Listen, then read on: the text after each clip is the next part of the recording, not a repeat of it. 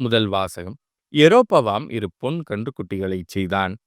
அரசர்கள் முதல் நூலிலிருந்து வாசகம். அதிகாரம் 12 இறைவசனங்கள் 26 முதல் 32 முடிய மற்றும் அதிகாரம் 13 இறைவசனங்கள் 33 முதல் 34 முடிய. அந்நாள்களில் இப்போதுள்ள நிலை நீடித்தால் அரசு தாவீதின் வீட்டுக்கே திரும்பிச் சென்றுவிடும். ஏனெனில் இம்மக்கள் எருசலேமில் உள்ள ஆண்டவரின் இல்லத்தில் பலி செலுத்த இனிமேலும் போவார்களானால் அவர்களது உள்ளம் யூதாவின் அரசன் ரெகொபெயாம் என்ற தங்கள் தலைவனை நாடும்.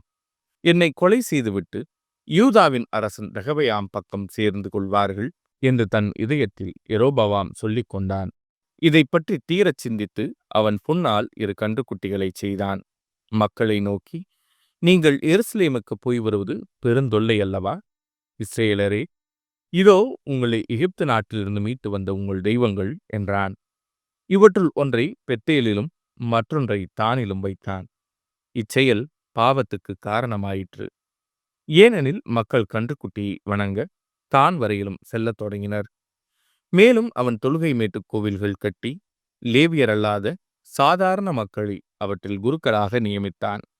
அதுவுமின்றி யூதாவின் விழாவுக்கு இணையாக 8ஆம் மாதம் 15ஆம் நாள் யெரொபெயாம் ஒரு விழாவை ஏற்படுத்தி பலிபீடத்தின் மேல் பலியிட்டான். அவ்வாறே பெத்தேலிலும் தான் செய்து வைத்த கன்றுக்குட்டிகளுக்கு பலியிட்டான். மேலும் தான் அமைத்திருந்த தொழுகை மேடுகளின் குருக்களை பெத்தேலில் பணி செய்யும்படி அமர்த்தினான். இவற்றின் பின்னும் யெரொபெயாம் தன் தீய வழியை விட்டு விலகாமல் சாதாரண மக்களை தொழுகை மேட்டு குருக்களாக அமர்த்தினான். யார் விரும்பினார்களோ அவர்களை அவன் திருநிலைப்படுத்த அவர்கள் தொழுகை மேட்டு குருக்கள் ஆயினர். இச்செயல் யெரொபெயாமின் வீடு பாவத்திற்கு உள்ளாவதற்கும் மண்ணிலிருந்து அழிந்தொழிந்து போவதற்கும் காரணமாயிற்று. இது ஆண்டவரின் அருள்வாக்கு.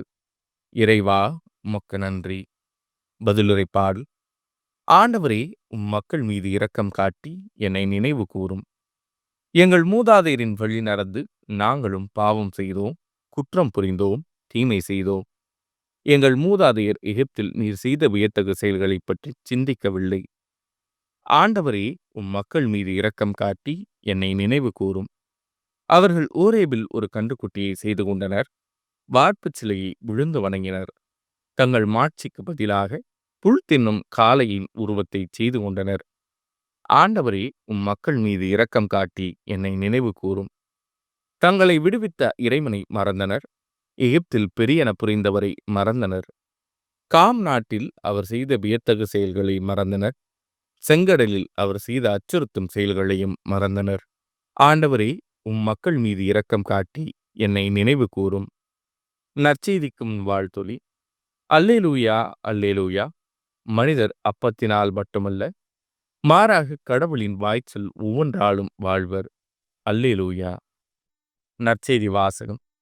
திரளான மக்கள் வயிறார உண்டார்கள். மார்க் எழுதிய தூய நற்செய்தியிலிருந்து வாசகம். அதிகாரம் 8 இறைவசனங்கள் 1 முதல் 10 முடிய. அக்காலத்தில் மீண்டும் பெருந்திரளான மக்கள் கூடியிருந்தார்கள். உண்பதற்கு அவர்களிடம் ஒன்றுமில்லை. இயேசு தம் சீடரை வரவழைத்து அவர்களிடம், நான் இம்மக்கள் கூட்டத்தின் மீது பரிவு கொள்கிறேன். ஏற்கனவே 3 நாள்களாக இவர்கள் என்னுடன் இருக்கிறார்கள். உண்பதற்கும் இவர்களிடம் ஏதுமில்லை. நான் இவர்களை பட்டினியாக வீட்டிற்கு அனுப்பிவிட்டால் வழியில் தளர்ச்சி அடைவார்கள். இவர்களுள் சிலர் நெடுந்தொலையிலிருந்து வந்துள்ளனர் என்று கூறினார். அதற்கு அவருடைய சீடர்கள், இப்பாலை நிலத்தில் இவர்களுக்கு போதுமான உணவு அளிப்பது எப்படி என்று கேட்டார்கள். அப்போது அவர் அவர்களை பார்த்து, உங்களிடம் எத்தனை அப்பங்கள் உள்ளன என்று கேட்டார். அவர்கள் 7 என்றார்கள். தரையில் அமர மக்களுக்கு அவர் கட்டளையிட்டார். பின்பு அந்த 7 அப்பங்களையும் எடுத்து கடவுளுக்கு நன்றி செலுத்தி பிட்டு பரிமாறும்படி தம் சீடர்களிடம் கொடுக்க அவர்களும் மக்களுக்கு அளித்தார்கள். சிறு மீன்கள் சிலவும் அவர்களிடம் இருந்தன. அவற்றின் மீது அவர் ஆசி கூறி பரிமாறச் சொன்னார். அவர்கள் வயிறார உண்டார்கள். மீதியாய் இருந்த துண்டுகளை 7 கூடைகள் நிறைய எடுத்தார்கள். அங்கு இருந்தவர்கள் ஏறக்குறைய 4000 பேர். பின்பு அவர் அவர்களை அனுப்பிவிட்டார். உடனடியாக தம் சீடருடன் படகேறி தல்முனத்தா பகுதிக்கு சென்றார். இது ஆண்டவரின் அருள்வாக்கு. கிறிஸ்துவே, உமக்கு புகழ்.